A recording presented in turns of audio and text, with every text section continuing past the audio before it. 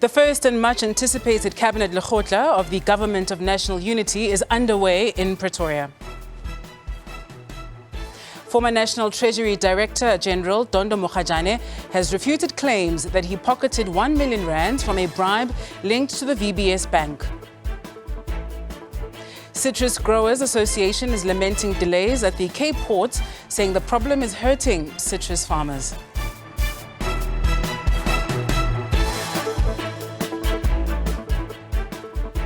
Well, it's just gone 12 noon Central African time. A very good afternoon to you and welcome to the Week in Review right here in the SABC News Channel 404. We are live with you from our Johannesburg studios in Auckland Park and we're ready to review some of the week's biggest stories. I am Sebenzile Nkambule. We do invite you to give us a ring if you'd like to jump in on the conversation. Our studio number is 011-714-0680 or 0681 or 0682. Welcome.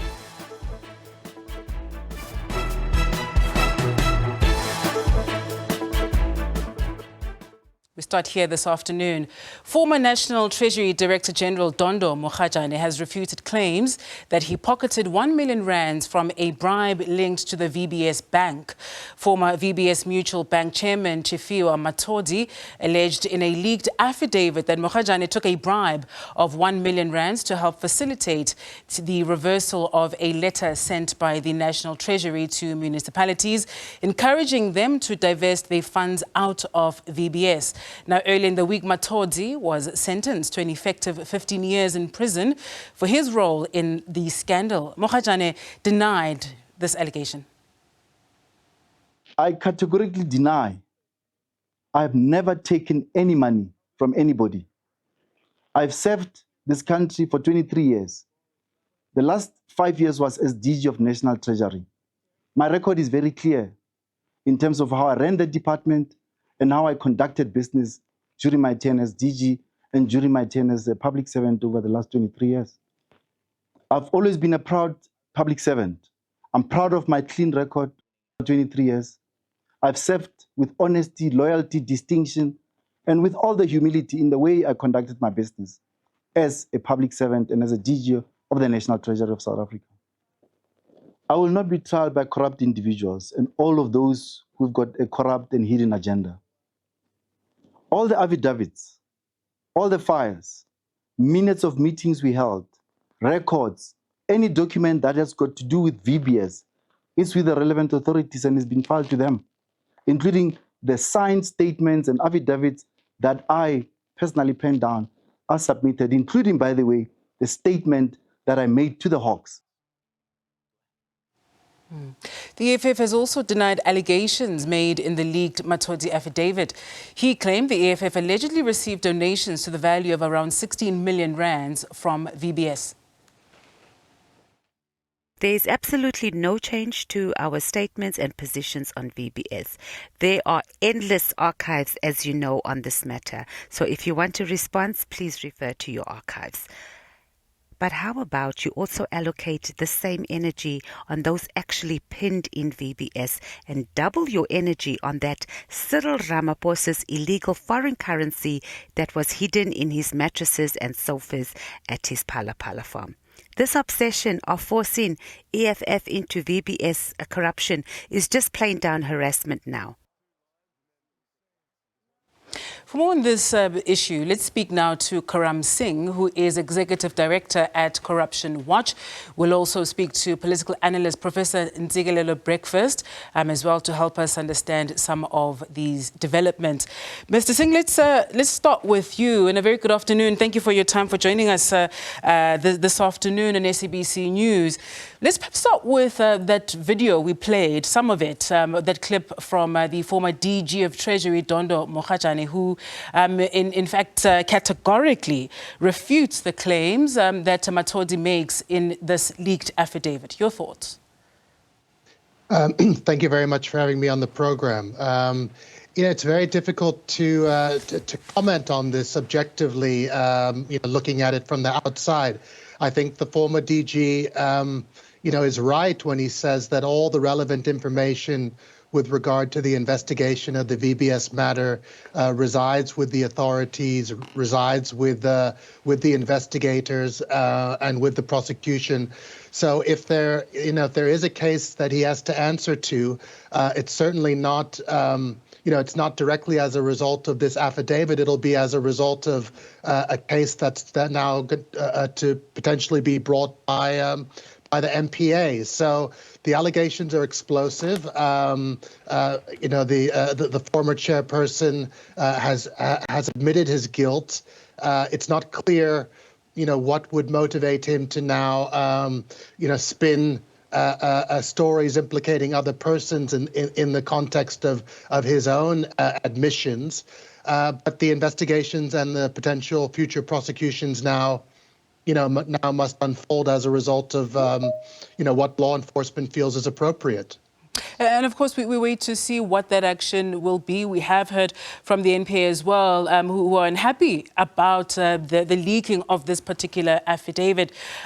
We know now as well that Matoti, of course, will, in fact, has been given 15 years effectively of a sentence that he will then serve. So it's a document, even though it's leaked, that carries quite a bit of weight here. And I suppose that's where the question is about how we should, in fact, treat the information that is in this document, yet to be tested, of course, and we'll see that before the courts, where everybody who is implicated, they were mentioned, will have an opportunity to then defend themselves here. In your view, Mr. Singh, how should we then treat this particular document? This story has been, of course, in the news for years on end, and maybe it is a good opportunity to also just remind some people who may have forgotten what actually transpired here with this heist. The VBS story is a very complex one. It goes back almost a decade, to incidents that happened from the period of 2015 up to 2018 when the bank was eventually liquidated.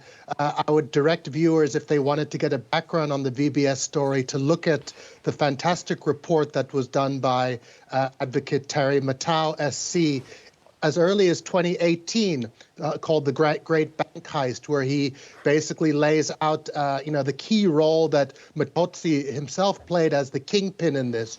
In that report, there are other, the issues around some of the payments to Floyd Shivambu's brother comes out in that report. There are other, in terms of that initial investigation, talks about the various payments that were made to VBS executives and their families. So, in many ways, what's in the affidavit is not a bombshell because it has come out in previous documents. But I don't think there have been in the public domain previous allegations around the complicity of the former DG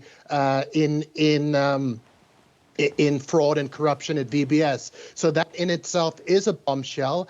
The former DG, as all citizens, deserves a basic presumption of innocence basis, but one would expect law enforcement to take these matters forward and then for these matters to be fully investigated. The fact that the former DG is now associated with the Moti group of companies does raise some eyebrows, given various allegations that have been in the public domain about, fraudulent and corrupt activities involving those individuals. So, there's a big gap between what we see in investigative journalists, what we see in terms of official reports, and then what the MPA and the officials are able to action in terms of prosecutions. The wheels of justice move slowly. I mean, if Perry's report was in 2018, we're now 6 years down the line.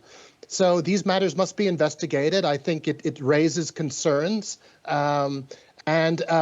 but we have to give the individuals, a basic presumption of innocence in terms of our legal system. What, in your view, Mr. Singh, do you think this leak does to how this matter then plays out? As you say, it has been going on for a very long time. We know very vulnerable people here lost a lot of money, and they are waiting for justice. But justice also has to be seen to be done. Those who've been named also need to have an opportunity to refute claims, to defend themselves as well. Do you think that this leak perhaps sheds a negative light, if you will, for, or, on processes in particular that are still to unfold? The leak obviously is a concern, and the MPA has raised this to say that it was not authorized that this document be made public at this stage. I mean, an affidavit linked to a criminal case eventually would become a public document. So, ultimately these issues would have come into the public domain. It is a concern that it was leaked in this way. It raises questions about the MPA's processes and what would have been the motives around people that would have sought to leak this information at this stage. But the MPA has its hands full. It's been pursuing prosecutions of key figures. The former CFO Truta's case goes back to 2020. Yeah. These other cases have proceeded, and there are other cases that are still in the dock. So I don't think it compromises any of that. And we can only envision additional prosecutions to come because some of the investigations have, still have to take time and still need to be concluded. So it's a saga that goes on, and before it finishes, we will have gone past a decade. Let's welcome now political analyst Professor Ntsikelelo Breakfast, who's joining us now on the line. Professor Breakfast, thank you for your time this afternoon. EFF leaders Julius Malema, Floyd Shivambu are now also implicated here. Floyd Shivambu's name, given the linkage also to his brother over the years, has been linked. But perhaps it's the first time from this leaked affidavit that we actually hear of a direct link, if you will, or claims of a direct link to EFF leader Julius Malema in this particular matter. You'll remember also in the earlier years of this matter, he held a round table with journalists where he was quite open and people were asking him about what transpired here. But here, we now hear, or at least what Matodi says in this affidavit, that there is a direct link to the leader of the economic freedom fighters. What do you make of this? And do you think that there'll be any sort of implication really between now and when something does come from the NPA on these two leaders of the EFF? Thank you very much for having me. Just to set the scene for your viewers, if you look at our economy, it is dominated by financialization in the sense that it is dominated by the financial sector. But if you look at the banks that are dominant, it's only 4 banks. So VBS, in my view, was the only bank that really most of us were looking up to as a black-owned bank. So it's quite sad that it has been used of late, covering the period of, I think, 2016 until 2018 as a center of accumulation to amass wealth, for personal interests. And as you correctly pointed out earlier on, that the people who have been victims is the senior citizens. So I think the people who are at fault, who broke the law, they need to be brought to book. But I don't want to cast aspersions at the moment on people's names, because I don't think that there has been a case that has been instituted against those people. But it's quite clear that there are people who are at fault. And I think a thorough investigation needs to be undertaken to uncover the truth about what had happened. Was there anything in particular, perhaps, that shocked you from what emerged there? I mean, there's been fantastic investigative work uncovering this issue over the years. But I think even some of the leading journalists who've been running with the story, like one Paulie van Wyk, for example, was particularly surprised to see the name of a Dondo Mokhajane appearing and the claim there that he would have received a 1 million rands bribe there. And of course, he's released a video to refute those claims, and people like him need to be given the space to in fact prove as well that these claims are not true, and that they didn't participate in any form of corruption. But did that surprise you? And any other issue or any other name perhaps that popped up? There was also one Zweli Mkhize as well, Dr. Zweli Mkhize. He was the Treasury General of the ANC at the time. So his name pops up to say that there was a request for about 2 million rands, I believe it was, to then be facilitated towards his party. I think what took me aback is the fact that the bank was put under curatorship. That is quite sad. So we're talking about a bank at the moment that is insolvent. But there has not been like any investigation that has been concluded, except the affidavit that has been circulating around. I think the sooner the better that an investigation is undertaken so that people can be brought to book. I don't want to come across as if I'm part of a concerted effort now to trial some people in the media, but clearly there are people who are at fault. Mr. Singh, let me come back to you. Corruption is not a victimless crime, and perhaps this is certainly one of the worst of its kind that we've seen in recent times in this country, where vulnerable people who are investing their money, expecting, of course, that when they retire at some point they'll be able to access it, are unable to do so. The toll it's taken on them is heartbreaking, devastating to witness. We tend to obsess about politically exposed individuals and talk a lot about them, perhaps not enough about the victims in this particular matter. What more can we do for them, people who are waiting for justice? And given that the wheels of justice turn so slowly, that in its own seems very unjust. No, absolutely. And I flagged this in my initial comments that it's taken a long time for us to get to this place. So then the question is, how can there be a system of compensating, first of all, quantifying the direct effect of this kind of corruption in terms of the impact that it has upon the most poor and the vulnerable, and then really thinking about a system of recompense where there can be payments, made to communities who are direct victims of corruption. In this case, it's you could clearly identify who the victims have been, the people, the depositors, and this is why we have a banking system whereby banks are meant to have insurance and are meant to be backed by by the Reserve Bank. So I think we do need to think about a system whereby there can be money that's recovered. Or insurance that one's able to access in terms of the the way banks are set up, can actually that those funds can actually go directly back to communities somehow. And I think this would be the next step. We have a criminal asset recovery fund, and there's often claims that we should be able to use that money to compensate victims of corruption.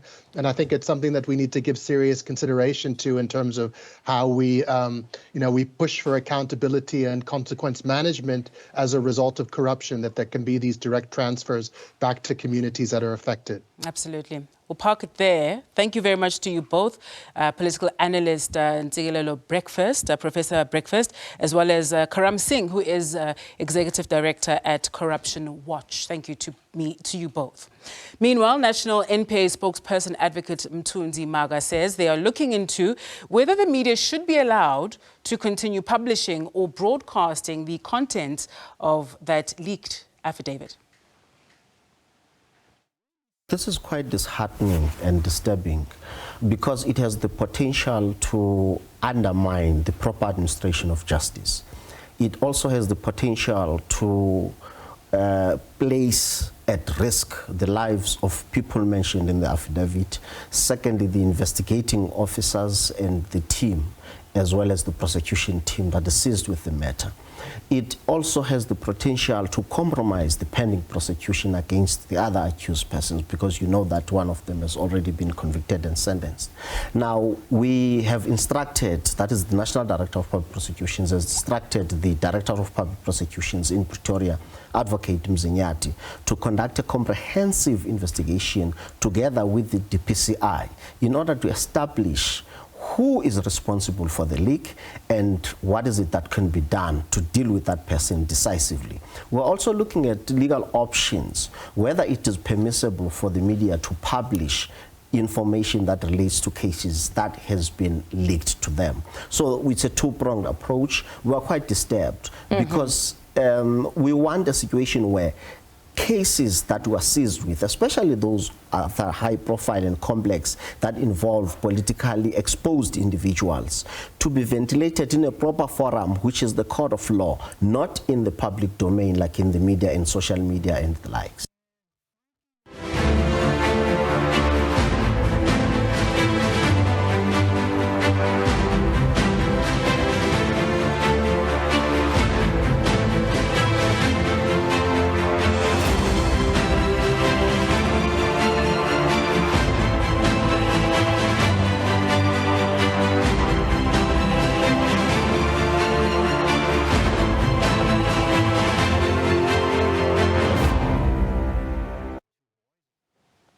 As South Africa reflects on 30 years of democracy, it's also faced with the reality that the country hasn't rid itself of the scourge of political violence. Before the general elections in May this year, a report by the Global Initiative Against Transnational Organized Crime found that there were 10 political killings in the first 4 months of this year, almost a killing every 2 weeks. Political analysts raised concerns that this pointed to an increase in political violence in the province. KwaZulu-Natal has experienced the majority of the attacks, with 158 of the 280 recorded cases between 2015 and 2024 happening there. Interventions by government include a commission of inquiry to find the root causes of political killings and the setting up of a task team to investigate and convict those responsible. In the run-up to the 2024 general election, experts and political parties feared the possible outbreak of violence between MK Party and ANC supporters. The ongoing tension between the ANC and the Inkatha Freedom Party has always been a threat to stability. About 20,000 people died in KwaZulu-Natal and Gauteng in the 1980s and 90s due to the political rivalry between the two parties. The Shobashobane massacre on the KwaZulu-Natal South Coast on Christmas Day in 1995, which claimed 19 lives, was one of the incidents which brought the parties together to work for peace. Analysts say there are new dynamics at play. I think it has changed very drastically. You will recall that during that time, the violence was inter-party. There was a lot of inter-party violence. After that, after 1994, particularly during local government elections, we've seen a lot of intra-party violence.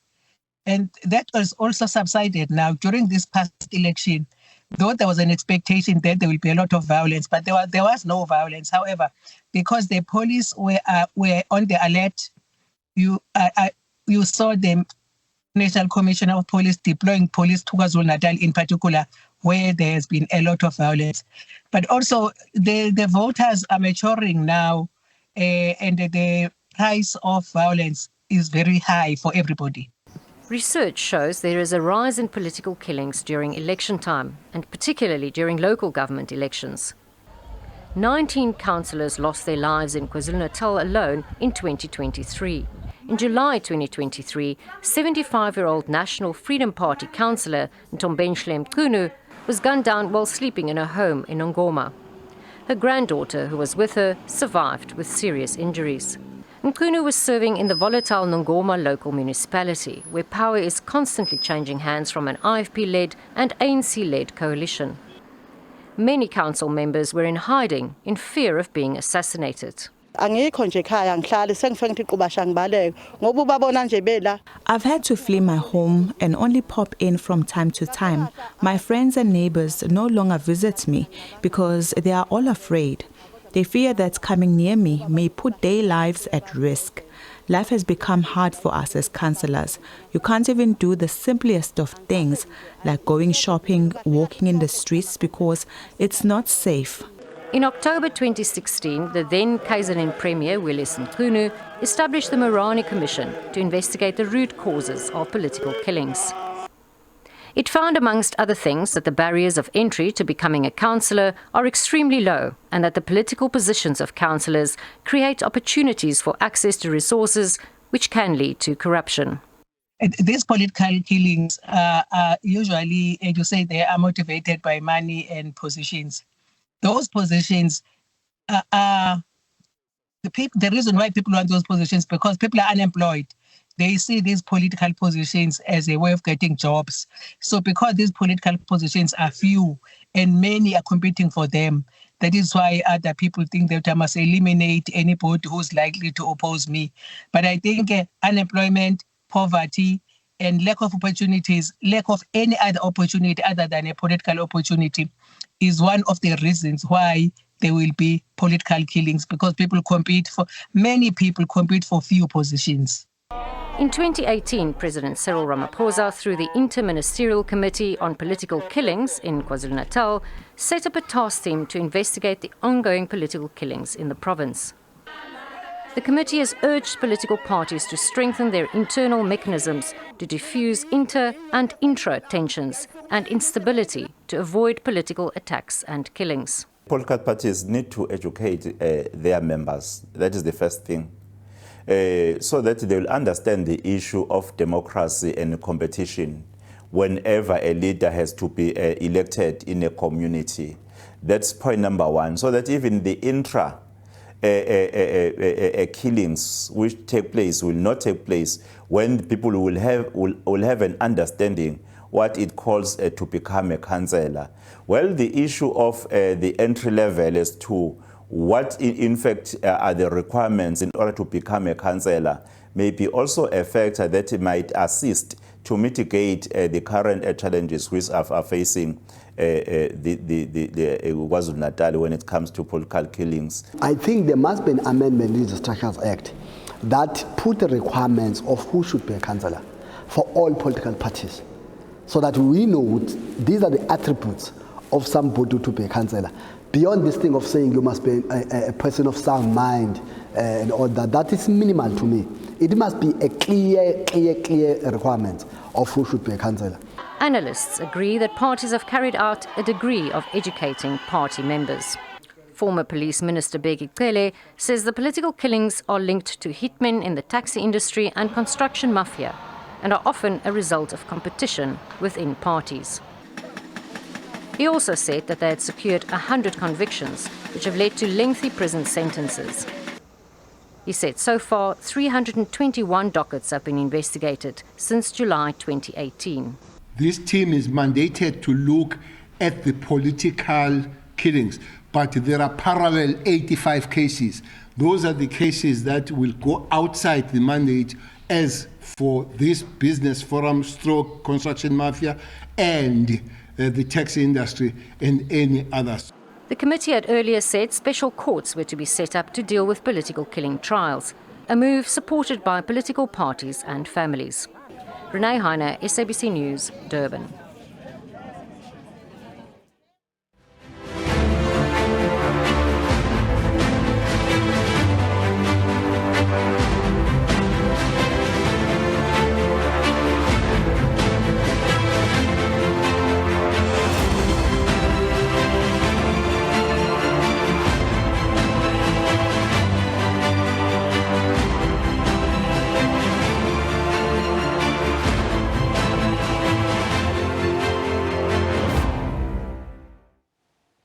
To this now, former Gauteng Health MEC Qedani Mahlangu, as well as the former Director of Mental Health in the province, Dr. Makhabo Manamela, have been held directly responsible by the High Court in Pretoria for at least 9 of the 144 deaths of mental health patients following the Life Esidimeni scandal. The tragedy followed the disastrous moving of mental health patients from Life Esidimeni, a private healthcare provider, to unprepared non-profit organizations organizations. This was in 2016.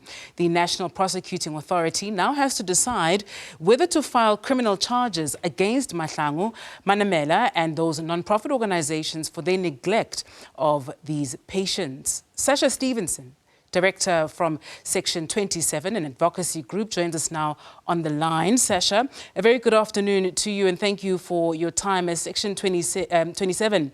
You've been on this matter for really since the beginning. And we're now at this point. There was the commission of inquiry, and now we're at a point where the inquest is over as well. What do you make of this week's ruling, and what perhaps do you expect we'll hear from the NPA about the steps that they will take? Good afternoon. Yes, it's been a very long process from 2015 when we were working with families and other organizations to try and prevent the disaster, through to just this Wednesday when Judge Tefo made her decision in the inquest. What I can say is that we're very pleased with the ruling.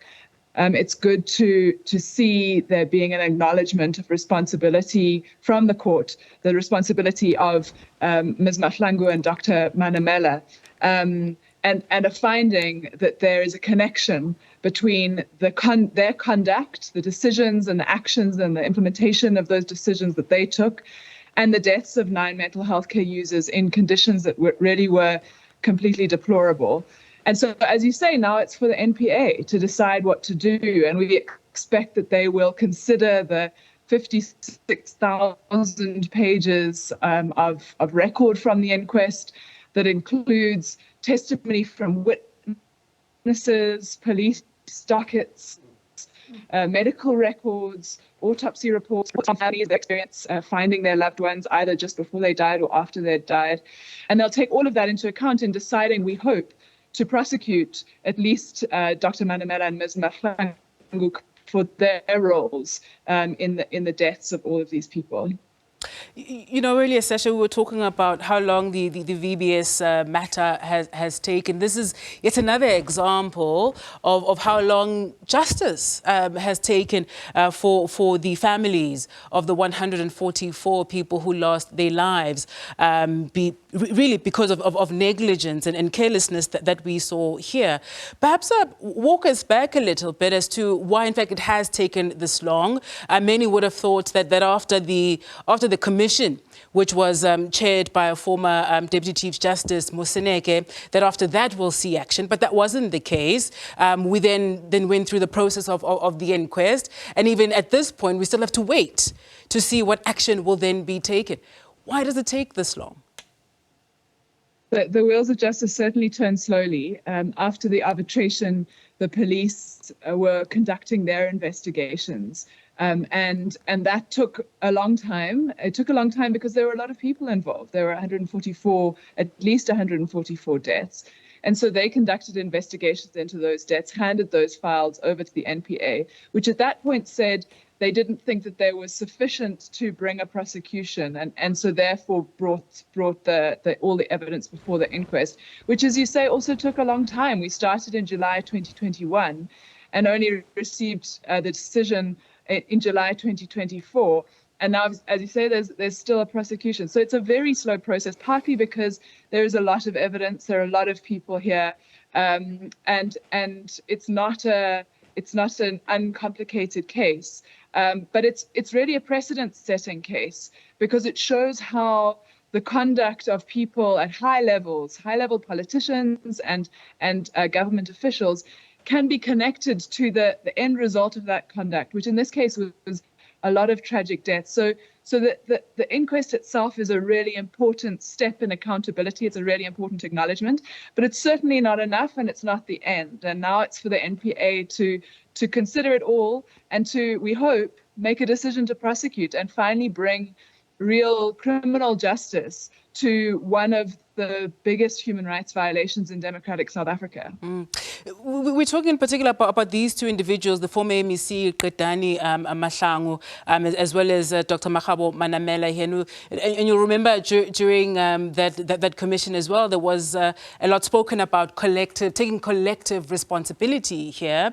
And we also understand that, but these particularly from the ruling, that that they found that for these two, it was relating to at least 9 of the patients who lost their lives. What then about everybody else, the other 130 odd, where questions still remain as to what happened there?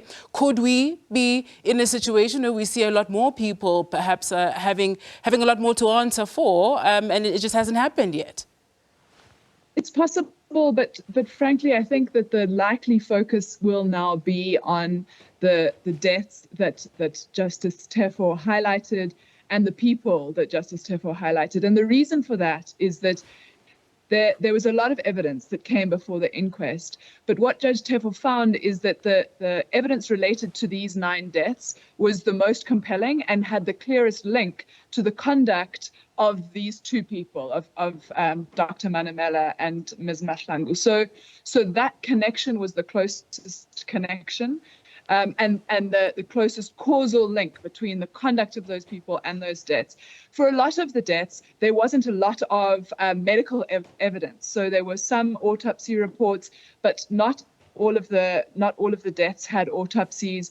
The records for some of the deaths, the medical records and other records were not as clear.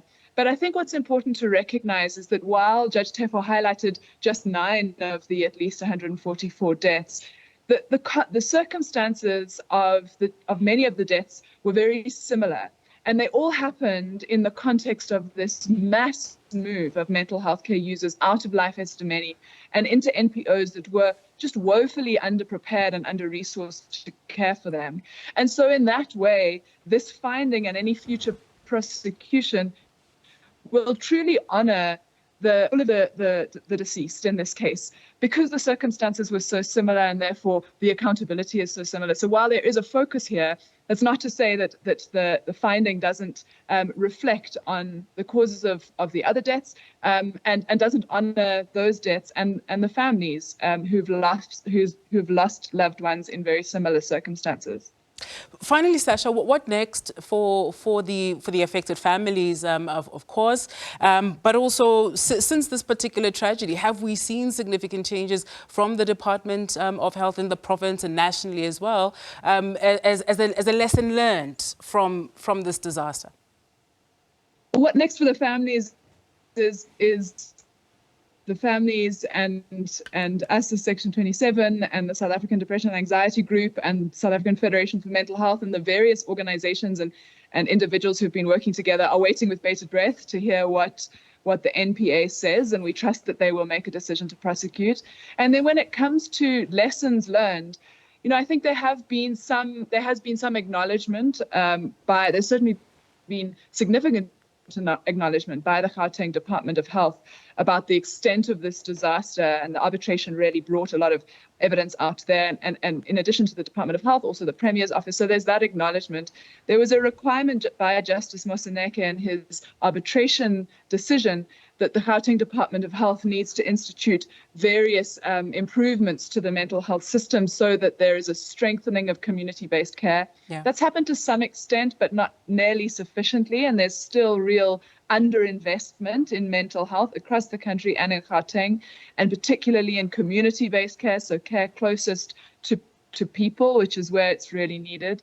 So some lessons have been learned there, but I think not sufficient. We also see the Gauteng Department of Social Development delaying and failing to pay NPOs that care for other vulnerable people, children, homeless people, people with disabilities, as a result of various messes, frankly, within the Department of Social Development, but that causes the same kind of suffering, and so it is concerning that Gauteng doesn't seem to have learned this lesson. But this process of accountability is really important, and I hope that through this we will see a sense of greater accountability, not just within the Gauteng Department of Health, but across government and across society, because I think that's what South Africans need. Absolutely. Sasha Stevenson. Thank you very much for your time with us this afternoon. Sasha Stevenson is a director at Section 27, talking to us about the Life Esidimeni verdict against former Gauteng Health MEC Qedani Mahlangu and Director of Mental Health Dr. Makabo Manamela, according to that ruling in the High Court. And now we wait to hear from the NPA what steps they will take after that ruling. You're watching The Week in Review. More for you on the other side of this.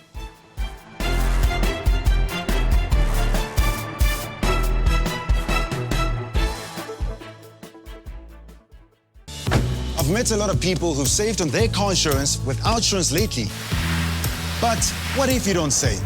You can ask for 500 cash in your bank account just like that. And did you get the cash? No, I saved. Even better. 500 bucks or 1,500 rand if you've been claim-free and with the same insurer for 3 years. Save every month or get cash. You've got nothing to lose. Go to outsurance.co.za now for a 10-minute quote that could save you thousands. Get in touch with SABC News. Call us if you have any news leads, stories, tip-offs, or simply issues you are grappling with as a community. Call us on 011-714-6133. Alternatively, email us at news@sabc.co.za. SABC News, your voice, independent and impartial.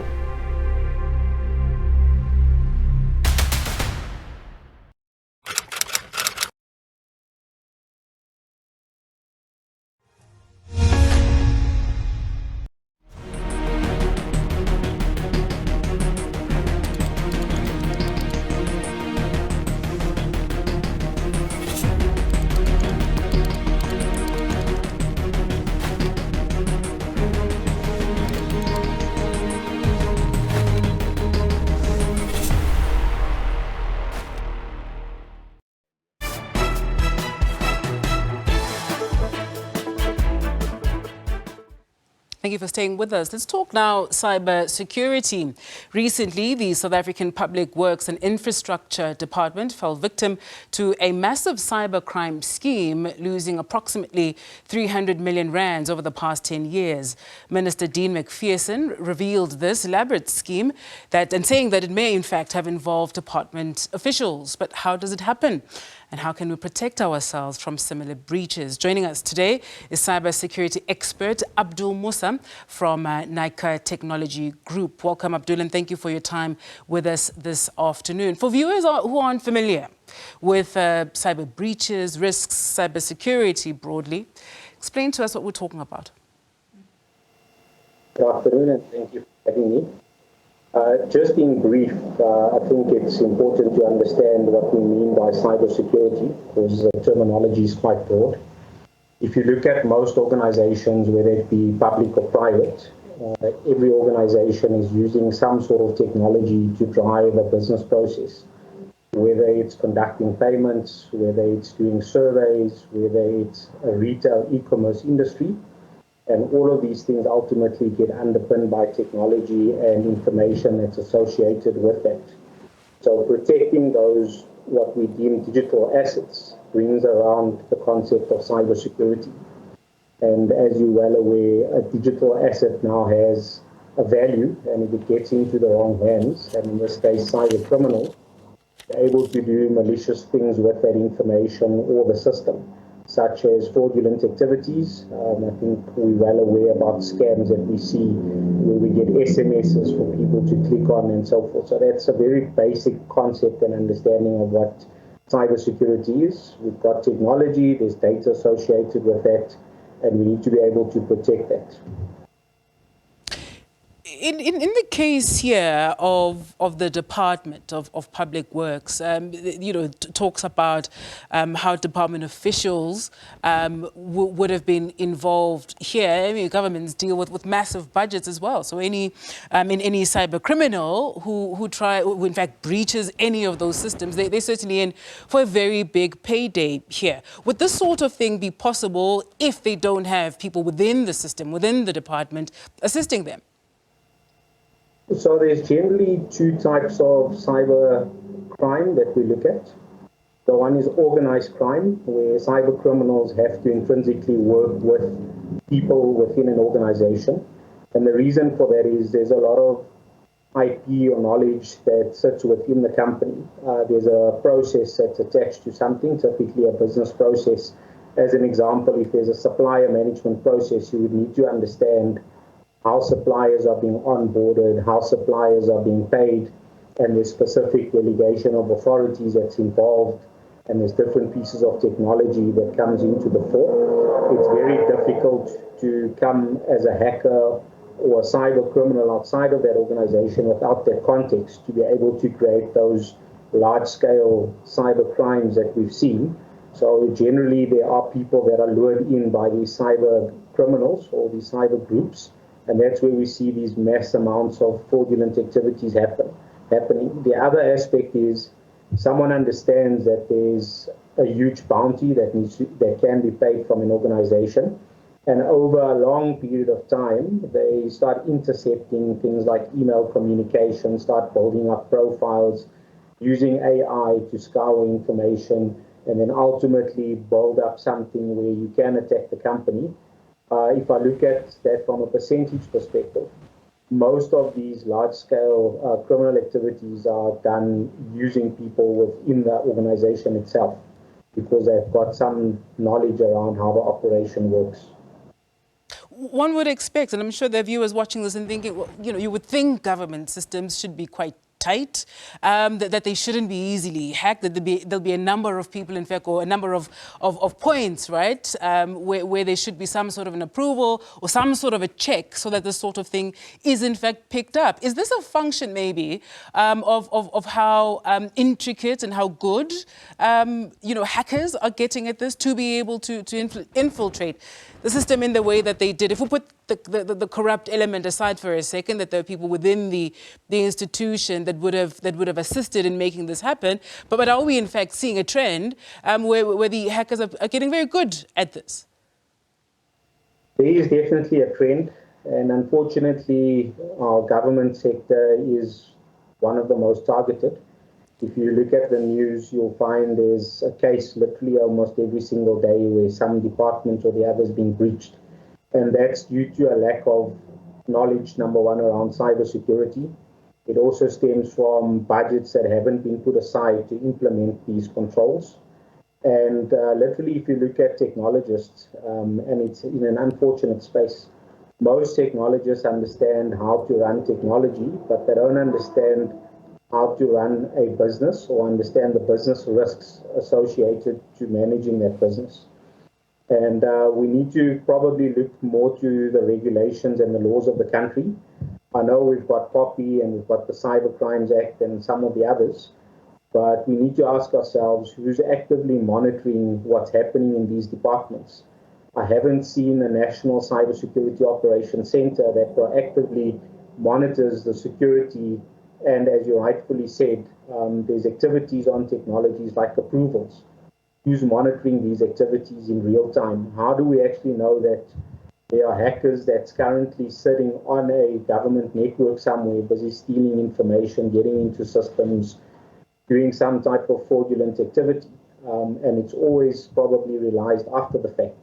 We need to be able to take a more proactive stance, but we also need to put some type of framework and regulation in place.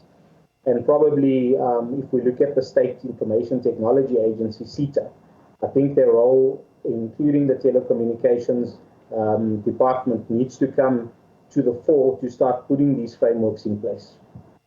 Finally, Abdul, we've been talking, at a government national level, at an organizational company level, individual level, as a parting shot. What perhaps are some of the immediate things that individuals and companies should already be doing so that they don't fall victim to breaches of this nature? There are well-established frameworks globally that most of these departments can literally just look at. And there's very basic things that you can put in place. And you start off by just making sure that devices are secure and they're monitored and people are acting against the threats that come out of those, to more advanced things like how do you make sure that basic things like approvals are put in place. that you don't have one person clicking a button that can institute a payment with millions of rands, which opens up the door, obviously, to a lot of other things. But I would urge most of these departments, look at two of the key industry frameworks that's currently out there. The one is NIST, NIST, and the other one is CIS. And they provide very basic elements to put protection and mechanisms in place. You'll probably be 90% protected if you just follow those. Right, we'll leave it there this afternoon. Thank you very much for your time with us this afternoon. That is Abdul Musa from Nika Technology Group.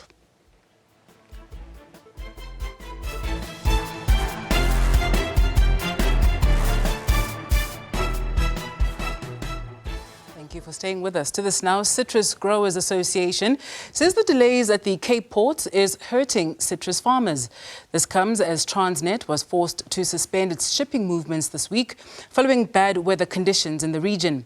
Transnet announced that it has started to resume some operations. Citrus farmers say they are losing business and jobs due to the continuous delays at the ports. Citrus farmers export about 150 million cartons annually. However, due to climate change and failing port infrastructure, citrus growers have been exporting less over the years. This week, Transnet suspended its operations due to heavy rains and strong winds in the Western Cape. These farmers say their continued delays is causing them to lose money as well as jobs.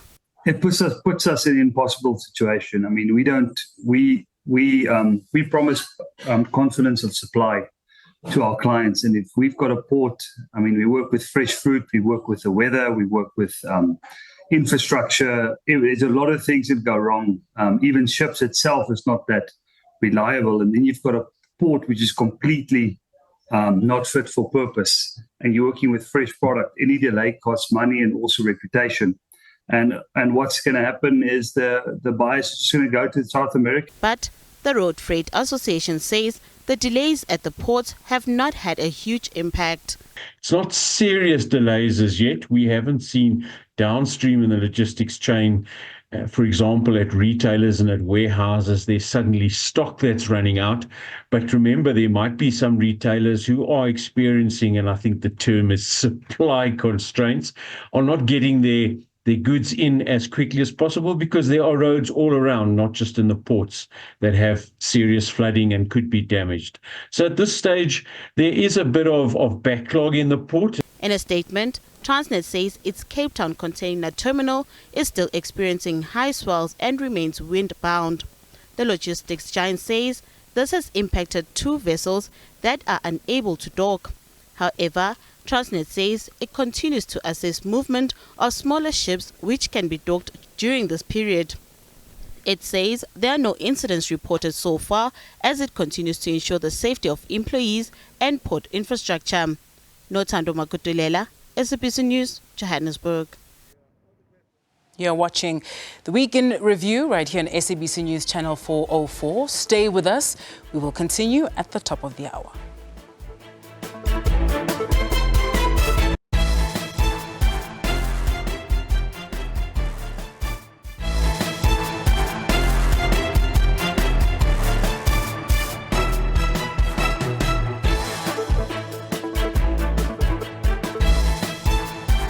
Announced a plan to fast-track service delivery and system improvements. Some Wellington residents have evacuated their homes amid fears that a dam upstream could flood following heavy rains this week. Tributes continue to pour in for late football legend Stanley Screamer Shabalala.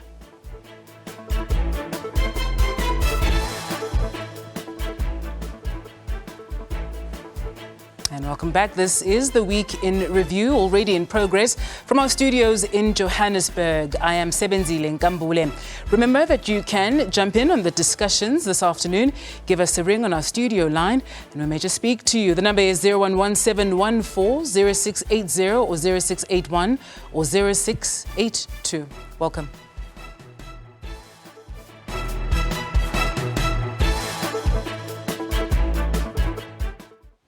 We start here. Job creation and inclusive growth are set to top the agenda of the first day of the sitting of the Cabinet Lekgotla of the Government of National Unity. President Cyril Ramaphosa and his deputy Paul Mashatile are presiding over the first meeting of the new executive underway at the Sefako Makgatho Presidential Guest House in Pretoria. The two-day meeting is attended by ministers and their deputies, as well as premiers, directors general and representatives of the South African Local Government Association. Some of the new ministers and deputies come from former opposition parties. Meanwhile, the F.W. de Klerk Foundation has hosted a discussion on coalitions ahead of the first Cabinet Lekgotla. The discussion touched on topics of the various domestic dynamics facing the GNU and possible opportunities. Professor William Gumede, who chaired the opposition pre-election pact, the multi-party charter, says the GNU will force its partners to prioritise the interests of the public and not just their prospective parties. Everyone will have to make decisions based on a collective interest, based like on a country's interest. So the GNU, when they make decisions, will have to make it, is this in the interest of South Africa? Another expert, Professor Dirk Kortz, also weighed in. What we are going to see with the Cabinet Lekgotla is how to also develop more common positions ultimately. This is going to be a process, it's not a once-off process.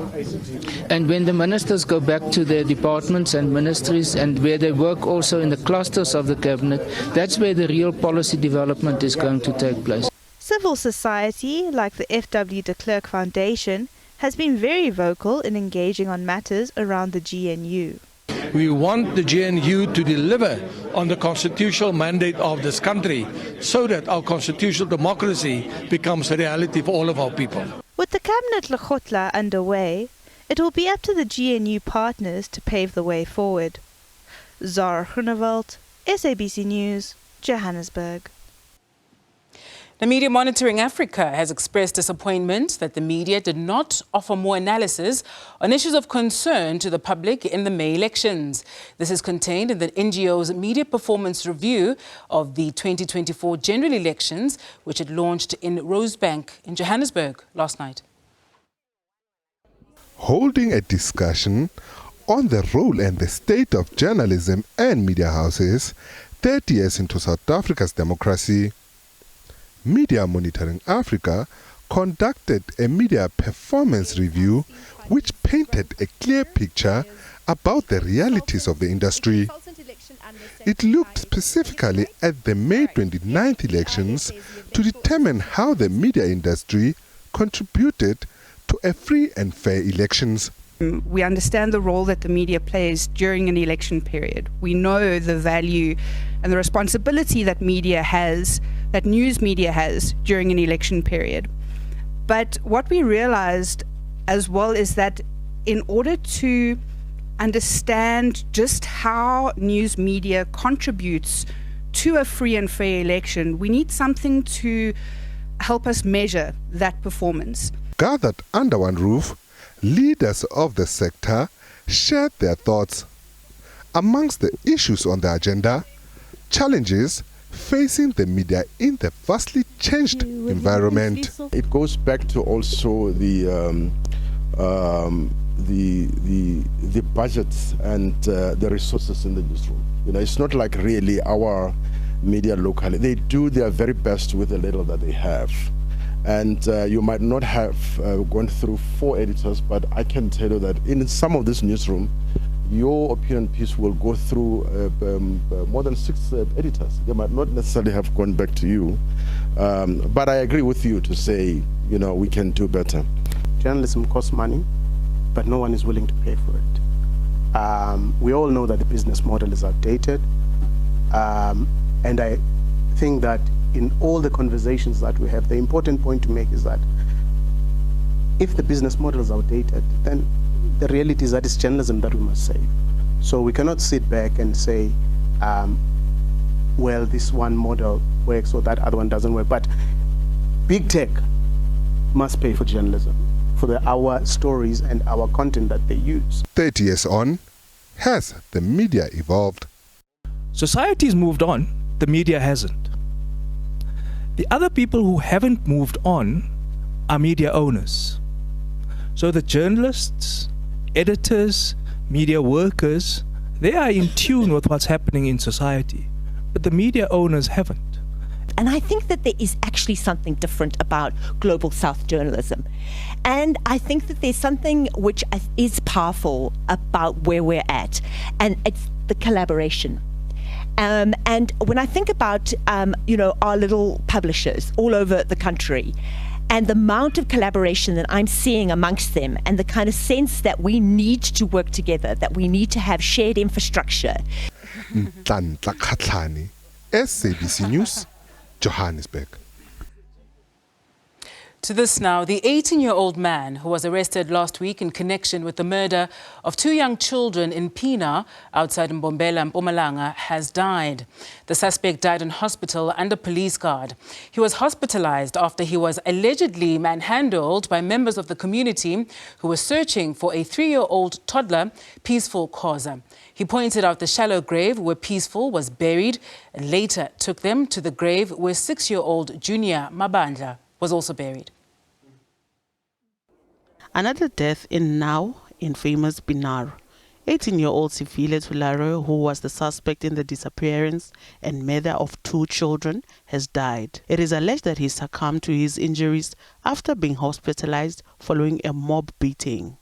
Tulare was accused of murder of 2 children, aged 3 and 6 years old. Junior Mabandla's mutilated body was exhumed from another grave after weeks of frantic searching. And then the remains of Peaceful Khoza were exhumed from a shallow grave.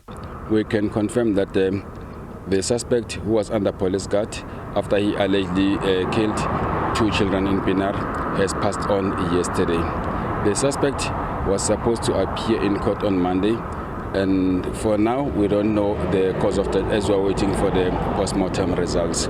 We are certain as the SAPS that the person who was our prime suspect, or somebody who have got more information, has already passed on, and unfortunately that was going to disturb our investigation. The families of the 2 children are disappointed that Tulare passed on without revealing his accomplices. This is very much painful to us because the suspect now is dead and the other suspects are having fun and they release them, and it's not easy for us to cope because we know that the other suspects are out, and it shows that justice has failed us in this case, because we were expecting something from them, but now there's nothing. It shows that they are not doing their job. She says he is not dead. He will wake up. What this boy did was very painful. There was a lot I was still expecting from this child to do for me. He then killed her in a brutal manner. He raped her. He burnt her. I am saying he's not dead. He must wake up and then face the full might of the law.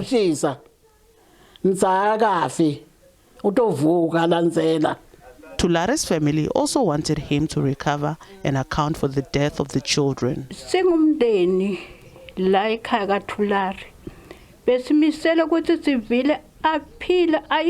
says, as a family, we were hoping Sivile would live and explain to the courts what he did. I personally wanted him to tell the truth and tell us who he was working for and who he was selling the body parts to. That's all I wanted to know. The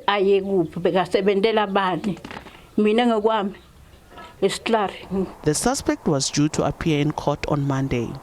Nhlamulo Mabasa, SABC News, Pinar, Mpumalanga. Home Affairs Minister Dr. Leon Schreiber says they're working on a plan to fast-track service delivery and improve the Home Affairs system.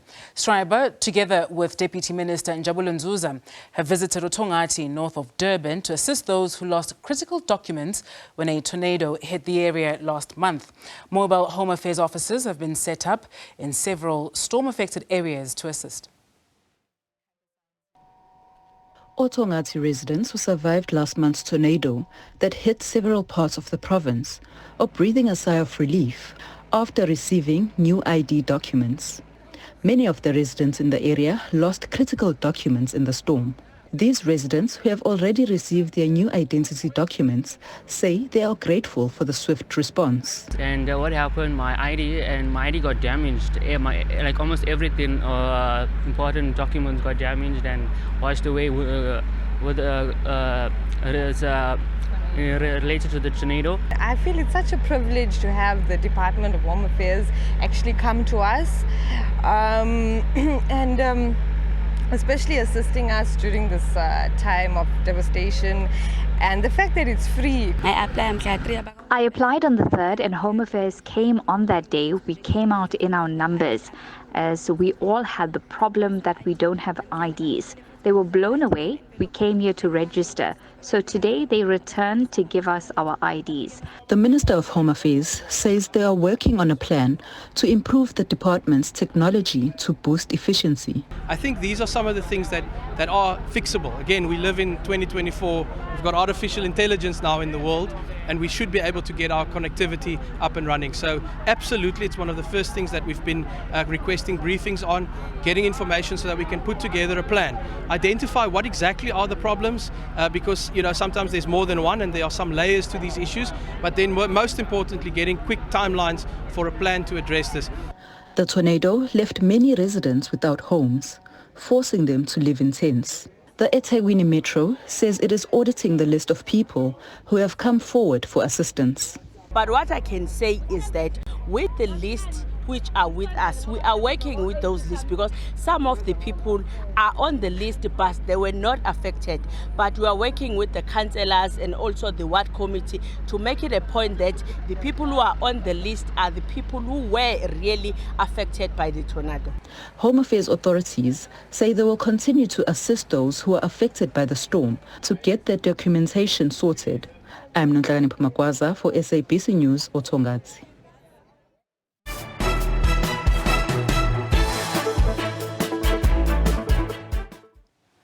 Thank you for staying with us. The Umkhonto Wesizwe Party has defended its decision to nominate Dr. John Hlophe to serve on the Judicial Service Commission. The National Assembly has elected Dr. Hlophe and several other MPs to serve on the JSC. The Democratic Alliance earlier objected to his nomination, citing his impeachment for gross misconduct as one of its reasons.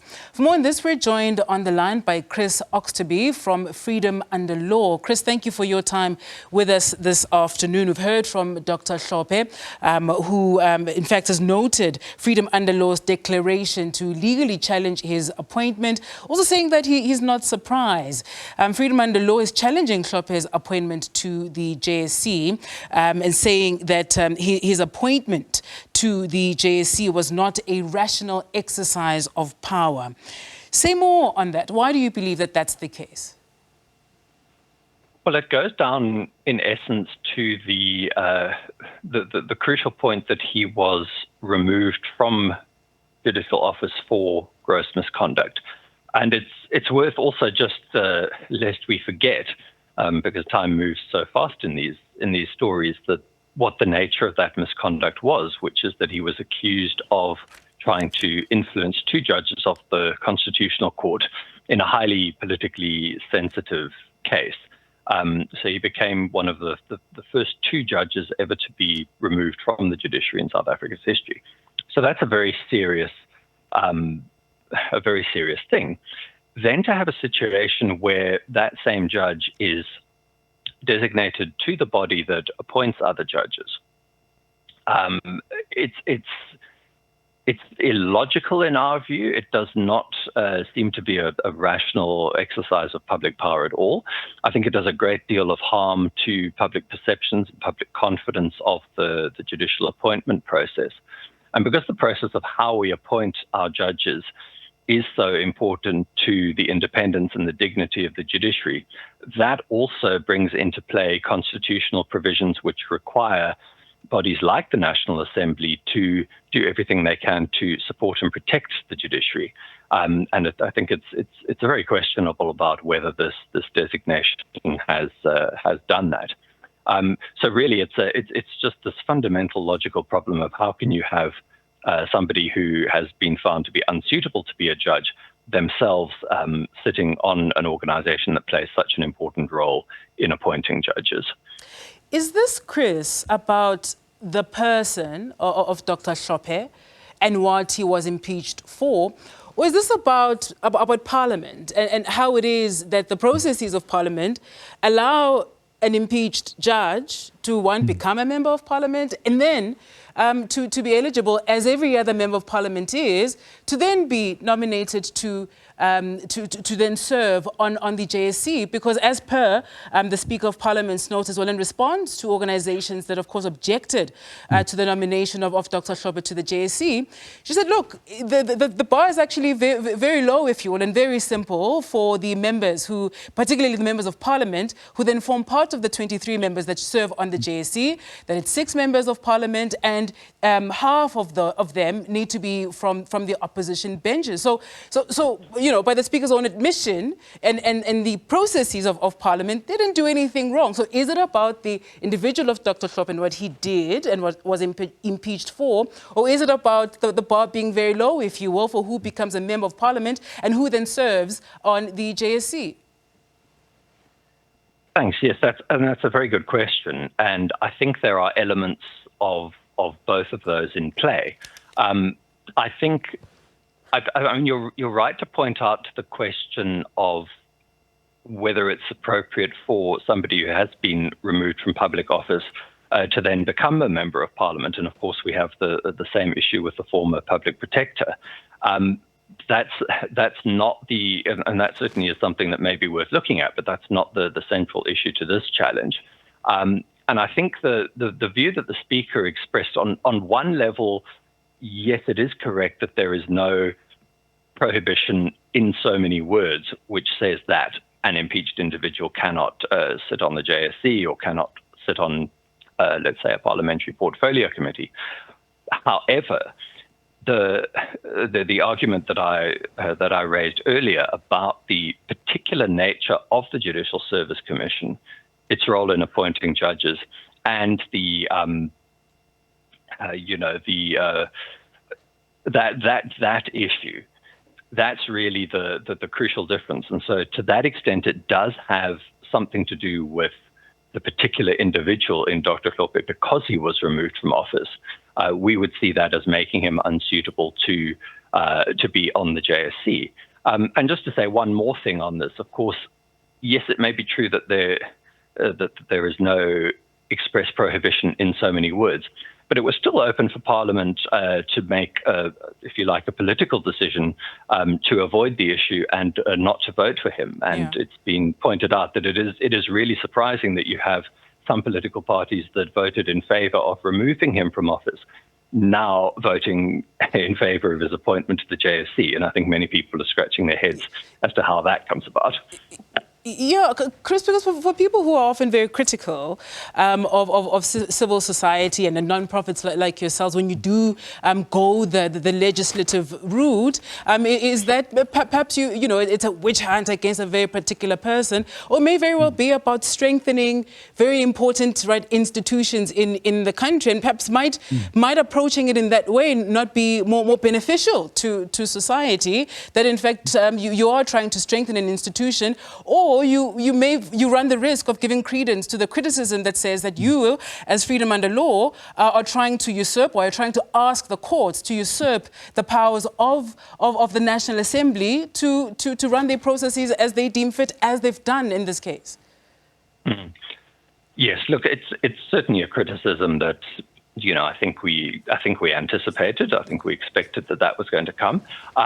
In an ideal world, one would not have to litigate this sort of issue in the courts. I think it certainly would have been preferable, as I said, for Parliament to have voted a different way, and then the issue wouldn't have arisen. But I do think that there is a fundamentally important point of principle at stake here that is going to have an impact, far beyond this week. how our judges are appointed is so vital to our constitutional democracy because of the power that we give our judges. Absolutely. And the Judicial Service Commission has come under a lot of criticism and under a lot of pressure for how it's done its job in the past. The last thing we need is to make that even more difficult with a problematic appointment to it. So I think the short answer is, one has to argue the point of principle wherever that takes you, and it is unfortunate that it has to involve going to court. But if that's what needs to be done to protect the institutions, then it is what has to be done. We have invited our viewers to jump in on the conversation, and we have on the line Ernest from Gauteng. Ernest, afternoon, go for it. Good afternoon. How are you, sir? I'm well, thank you, sir. Sir, I'm a lay person. I'm not going to speak the language that is spoken at the water court level. But I've got a concern regarding the concern that is raised because of Dr. John Thorpe. Yes. John Thorpe is representing the poor. He's going to represent the poor. And the poor are actually suffering in many ways. The parties that are actually against John Thorpe are the parties that actually are selective when it comes to law. Because we've got the legislations that even the judges themselves are not applying to. I'm saying this because personally, I've got an outstanding case, which was a judge presided on it on the 19th of February, of April. To date, she has not come out with a judgment. I made follow-ups. Is that not a misconduct? That means now that case is going to stand up. It's an equality court case. It's going to stand up there up until whatever she decides, or maybe the case or die natural. Because we now see people dying because of threats. When people who are standing up for their rights, they are being killed. All right. I just watched now there's somebody on the TV also talking about the appointment that they had because of the murder case from one of their family members, and they suspected. Same thing, we experienced the same thing. I'm sorry to deviate, but I'm simply saying. Yes, the essence of your point, Ernest, has been captured. I don't want it to get lost if you bring in many other issues, and I'll put it to my guest. Let's also hear from Bishop on the line as well. Bishop, afternoon. Go for it. Good afternoon. This is Bishop Mashashane, the president of South African National Christian Forum. We have raised the matter of the Constitution that needed to be reviewed and amended. The reason why I'm starting from that point is because we raised it even when Mukwevane was taken to Parliament. We're saying the offense that lead somebody to be impeached, it's even bigger than the case of a person who is sentenced for more than 12 months. The person who is impeached has committed a grave or grievous offense because he has broken the oath of office. He have already broken or compromised the Constitution, which now you are taking him back to be a lawmaker. Our understanding is somebody who is impeached, it's equal to somebody who is declared delinquent. The person does not qualify to be an office bearer again. Now, our position is, it is unfortunate that people are raising an alarm of the person when he is deployed to serve in the JSC. And that is not the place to start. People were supposed to hear us out when we were saying the person who is impeached, whether it was the president, whether it was a judge, whether it was a PP, does not qualify to be in the candidate list of the Parliament. Captured, Bishop Mashashane. Let's park it there, Bishop Mashashane. I think your point has been captured, and thank you for your call. Chris, let me put both matters to you there. Bishop from Gauteng making the point, they're feeling that somebody like Dr. Hlophe is there to represent the poor, he says, to represent the people, and that perhaps there should be greater focus about the state of the judiciary broadly, right? And what judges and various benches perhaps are doing. And then Bishop Mashashane's point now that in fact perhaps it's too late to be calling out that he shouldn't be serving on the JSC. He's saying he shouldn't have qualified to be a member of parliament in the first place, and says the same for former public protector Advocate Busisiwe Mkhwebane. Yeah, I mean those are both important interventions. I think on the first point, the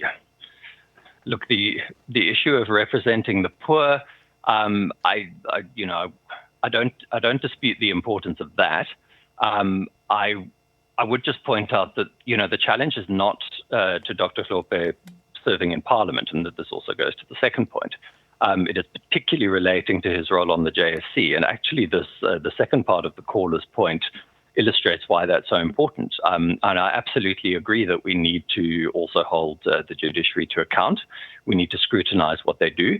And a big part of that is being very careful that the process of how we appoint our judges functions properly. And quite frankly, for a long time, it has not functioned as well as it should have, which makes it important that we, take a close look at who the representatives on the JSC are. And why, again, to go back to the basic point, we shouldn't frankly have someone who's been found to be unsuitable to be a judicial officer sitting on that body. So I do agree that there must be scrutiny of the judiciary. That's absolutely for sure. On the point about eligibility generally for Parliament, I mean, I think it is an extremely important point as the caller raised. It's not. I don't think, I mean, the legal challenge hasn't formally been started yet. I don't imagine that it's going to focus that broadly. The challenge here is obviously the Constitution does provide for specific circumstances where one is disqualified from Parliament, as we know, and impeachment of former judge, former public protector isn't covered there. Quite frankly, I don't think the drafters of the Constitution ever contemplated a situation where we would see people in those positions running for Parliament. So I do think it's something that's important to look at.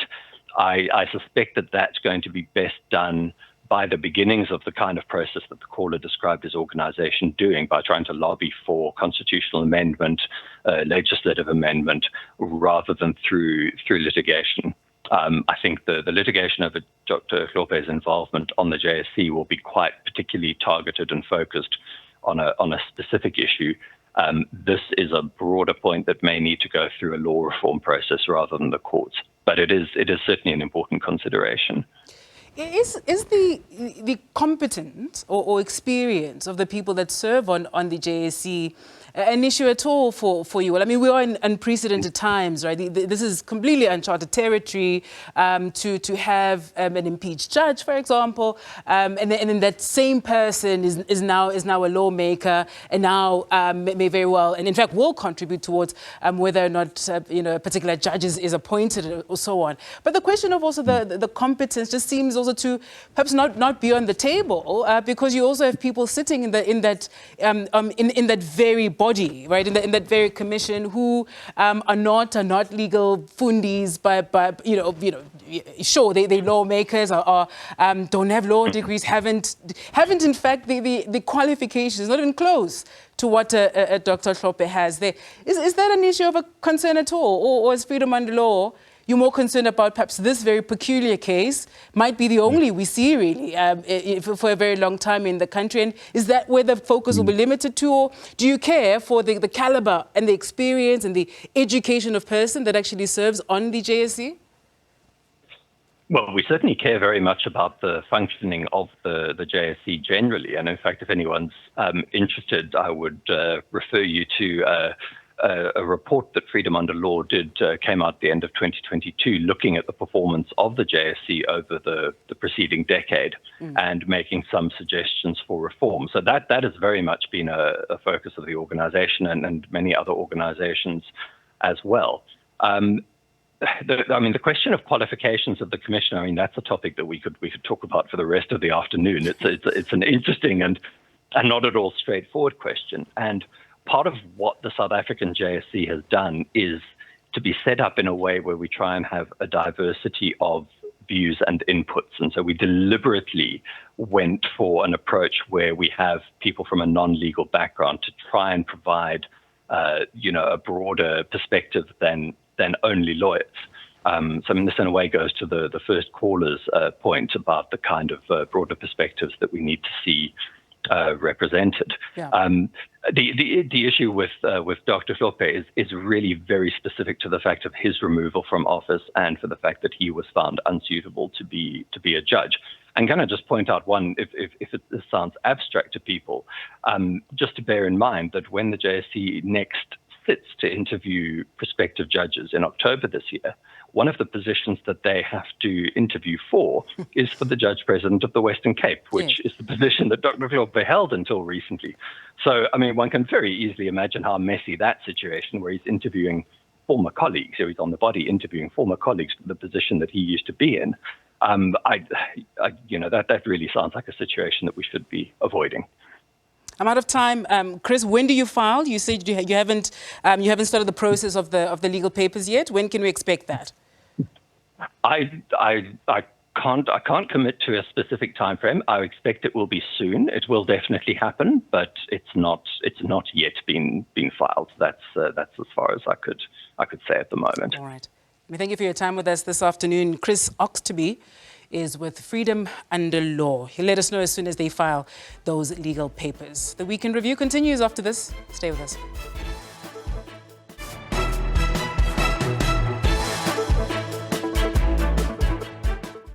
Thank you for staying with us. To this now, change is a reality, and the Department of Sport, Arts and Culture has now been affected by it. When President Cyril Ramaphosa announced his new cabinet, Patriotic Alliance leader Gayton McKenzie replaced Zizi Godwa as minister, and some say that appointment will transform the way things are done. I've spoken already just briefly on the sidelines with the Minister of Education and said I want to see her. And she's also saying that we must speak about school sport. I can tell you, let me make you a great example. In the street that I grew up in, there was Gayton McKenzie and there was another guy. Another guy was into sport. He would kick a ball, we would go and break into people's houses. He will not go, he will play soccer. When I was in jail, I switched on my TV. I switched on the TV in jail. And I saw him playing for the national team. His name is Willem Jackson. Now, a kid in sport is a kid out of court. Water and Sanitation Minister Phemi Majodina has tabled a budget for this year totaling 134 billion rand. The country's aging water infrastructure featured strongly during the debate on this budget. South Africa is a water-scarce country and one of the driest in the world.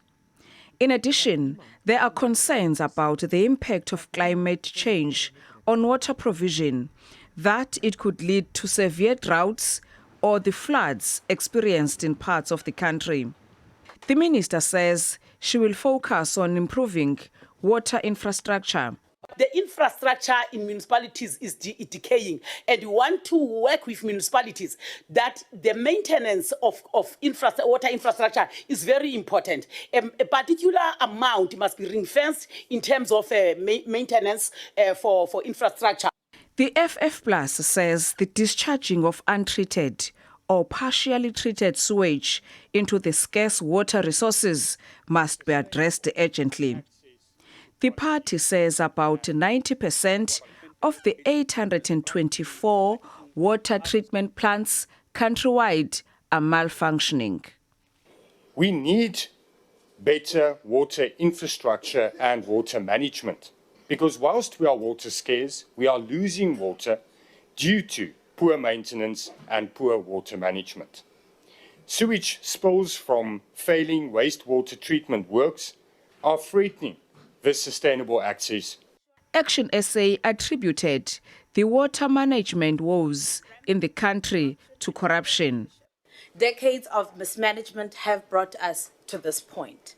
Inherent institutional weaknesses, lack of consequence management, insufficient monitoring of projects, rampant corruption and poor leadership have hindered this department's ability to execute its constitutional mandate. Lula Mamatya, SABC News, Parliament. Now, most residents of Newton and Wellington in the Boerland have heeded the call to evacuate their homes after heavy rains lashed the Western Cape this week. The Drakenstein municipality has urged those who have left their homes to stay with family and friends. Municipal engineers and dam specialists have warned that the farm dam in the Boerdal area may flood. The Newton community lives downstream.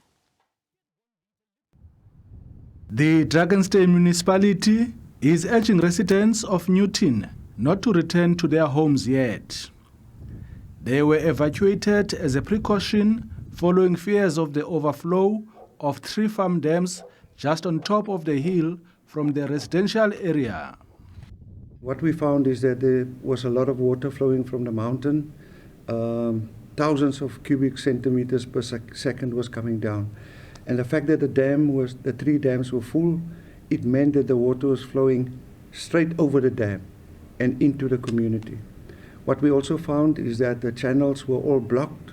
People were dumping their house waste in the channels, and that caused it to block and overflow. And the water was just running madly into the town. We feared for the safety of the people. But some have come back, citing fears of criminality on their evacuated homes or discomfort at new places. I decided to come back because this is not my problem. It's a problem of the farmers.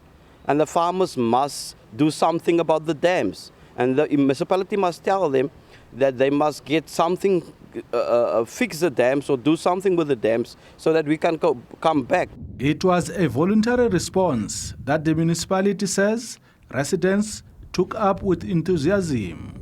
The people were saying we must leave our house here, and we did do that.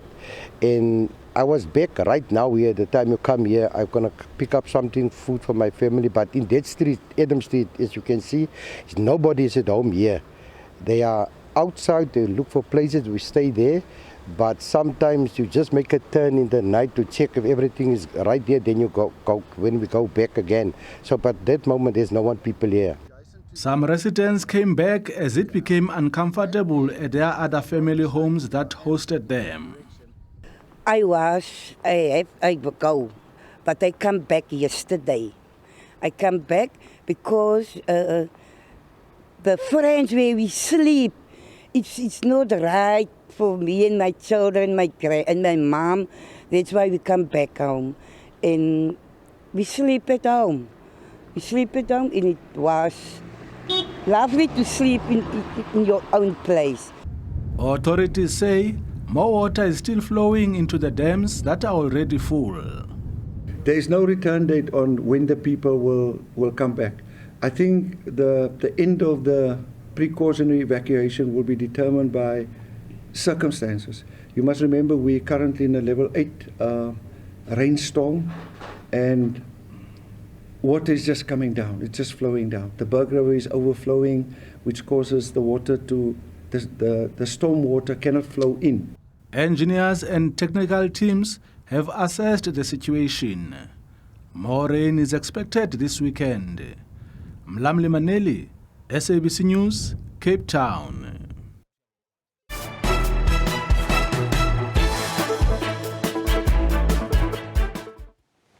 To this now, the CEO of the Nelson Mandela Children's Hospital, Dr. Nguli Boykuzo, says more should be done to protect and address children's issues in South Africa.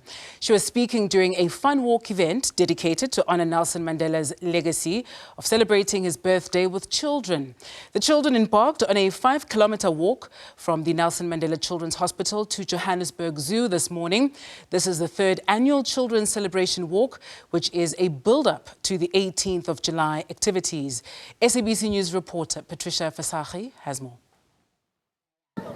Well, we're here at the Nelson Mandela Children's Hospital in Johannesburg, where a very interesting and fun event is about to take place, where little human beings, children, will be embarking on a fun walk that starts here at this iconic hospital. Of course, this as they pay tribute to the former statesman.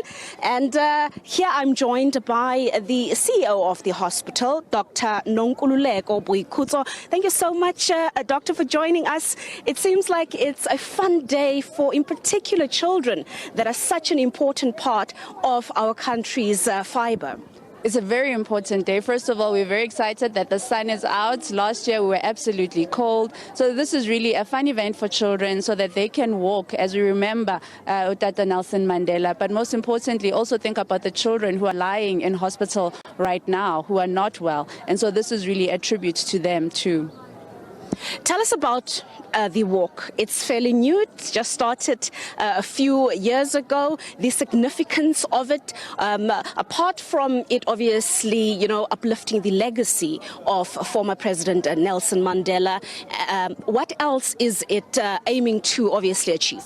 So the walk started 3 years ago. It was actually the brainchild of the former CEO of the Children's Fund. And really it was to highlight and make the public aware that there's a hospital that exists in Johannesburg that's specifically dedicated for children. And the significance of having children walk for other children is just showing that children can also care for one another. And it's also an opportunity to be outdoor, for kids to be healthy and understand the importance of staying healthy and being healthy.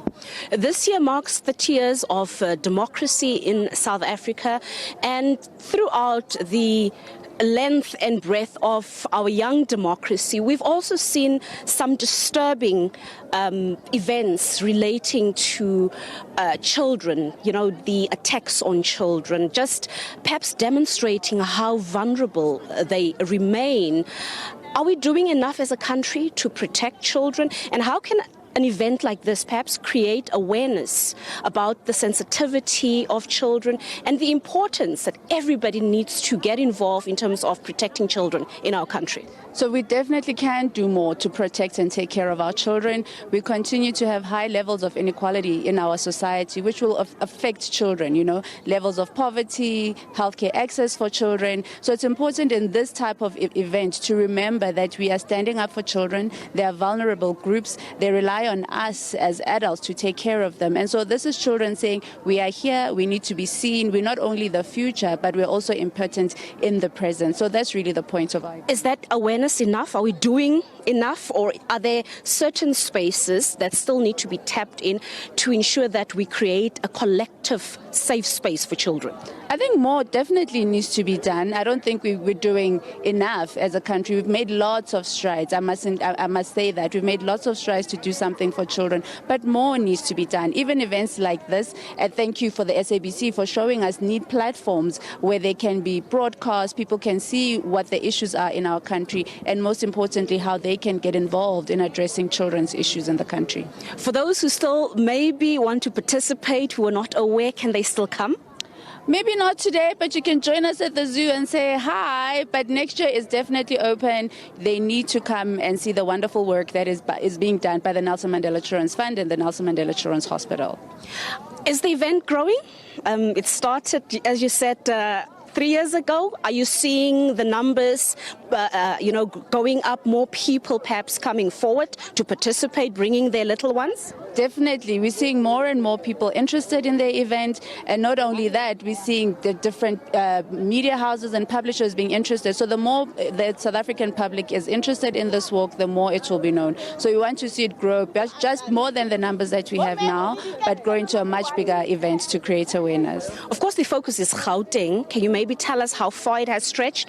And will you perhaps in the near future embark on a stronger campaign to lobby the rest of the country to almost have like a national, representation that's here? Definitely, because the work that we do even at the hospital is for children who are in different parts of the country. We accept children from Limpopo, Northwest, Mpumalanga, and so we're really interested in we have a national mandate, and we definitely want the rest of the country to join us in raising awareness for children.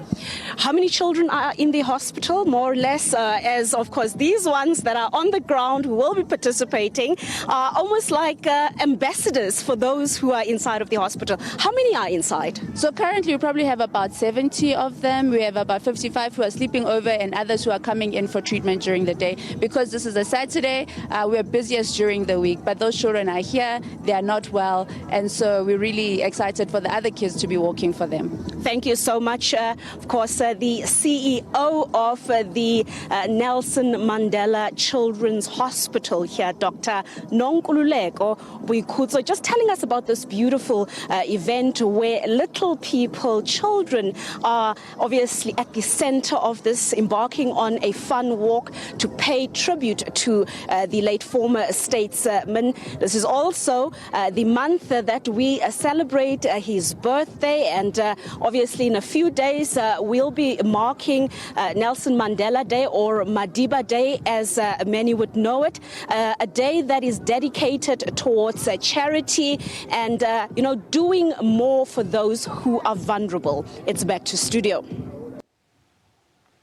Tributes continue to pour in for football legend Stanley Screamer Shabalala.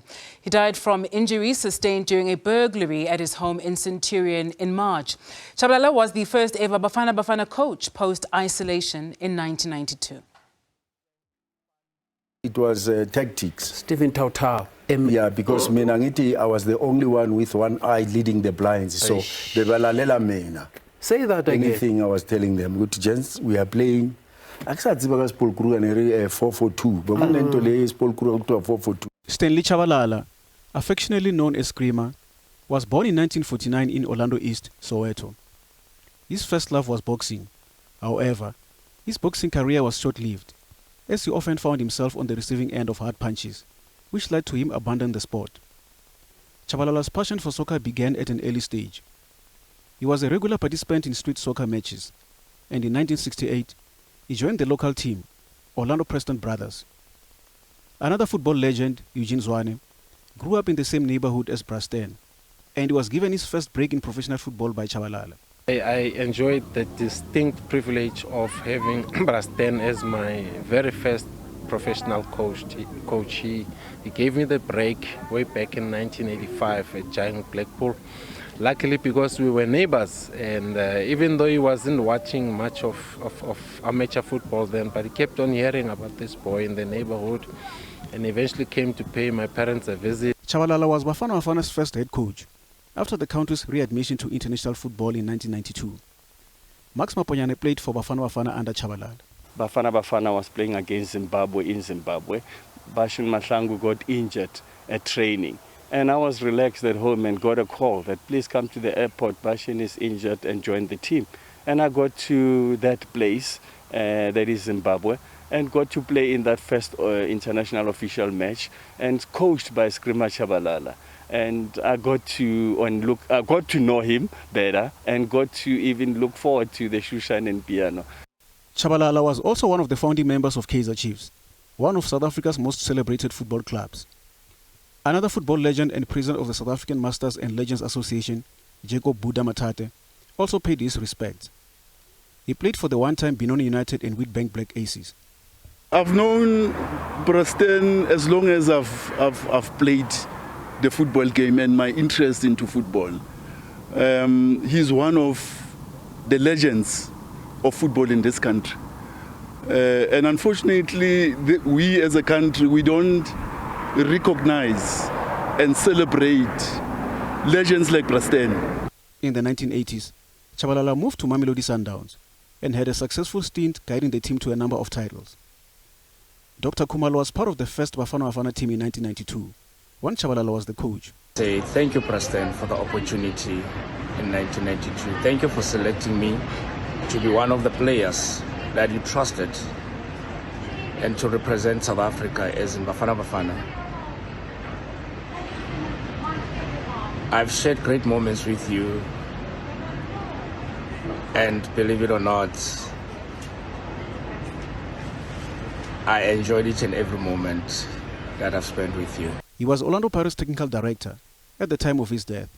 Football, ayifuni isikhathi esincane. Football is fun. Yeah. People want to know more about Manje mina football. isikhathi sami siyaphela. Manje wena sakho esincane abanye baphakamisa insimbi. What? Vincent Sithula, SABC News, Johannesburg. And what a legend. May his soul certainly rest in peace. That's our time this afternoon for the Weekend Review. Do join us tomorrow at noon. We will take a look at the week ahead. From myself, Sebenzile Nkambule, and the team right here at Studio 11, you have a fantastic day further. Take care.